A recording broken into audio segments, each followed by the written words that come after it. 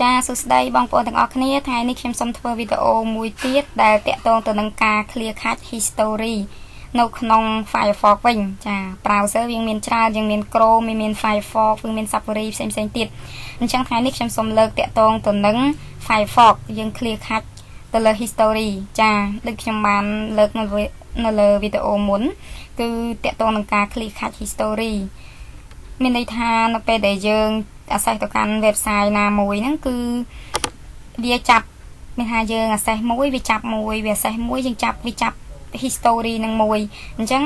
វាអាចវាមានគុណសម្បត្តិនិងគុណវិបត្តិអញ្ចឹងគុណសម្បត្តិគឺយើងអត់ចាំបាច់វាយពេញពាក្យទេគឺយើងវាយតែមួយពាក្យទៅវាចាប់ឲ្យយើង enter យកតែម្ដងមួយគុណវិបត្តិគឺវាអាចធ្វើឲ្យកុំព្យូទ័រឬក៏ website ដែលយើងចង់ access ទៅផ្សេងហ្នឹងគឺវាមានវាកាន់តែ slow ចាវាគឺជាផ្នែកតូចមួយទេប៉ុន្តែកន្លែងហ្នឹងយើងគួរយល់ដឹងផងដែរចាអញ្ចឹងបងប្អូនមួយចំនួនក៏គាត់បានដឹងរួចរាល់ហើយតែបងប្អូនមួយចំនួនក៏មិនទាន់បានដឹងអញ្ចឹងដើម្បី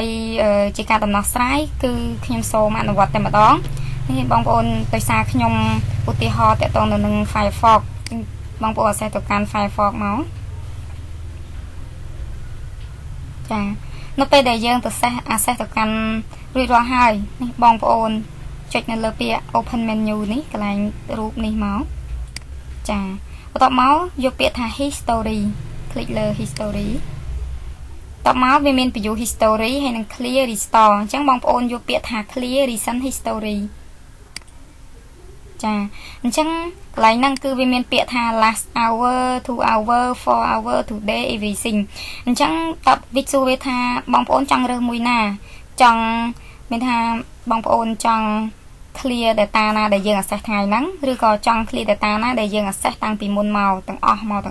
ញ្ចឹងសម្រាប់ខ្ញុំចង់ clear ទាំងអស់អញ្ចឹងខ្ញុំចុច everything តបមក clear now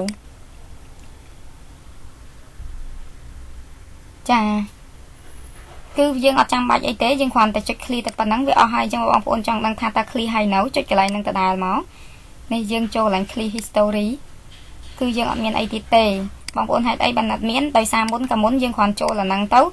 វាមានច្រើន history មួយចំនួននេះយើងគ្រាន់តែចូលមកគឺវាបាត់អស់លីងដោយសារយើង clear ចាប៉ុន្តែបើសិនជាក្នុងករណីដែលបងប្អូន access ទៅច្រើនមិនដែល clear វាគឺវា clear រៀងយូរបន្តិចចា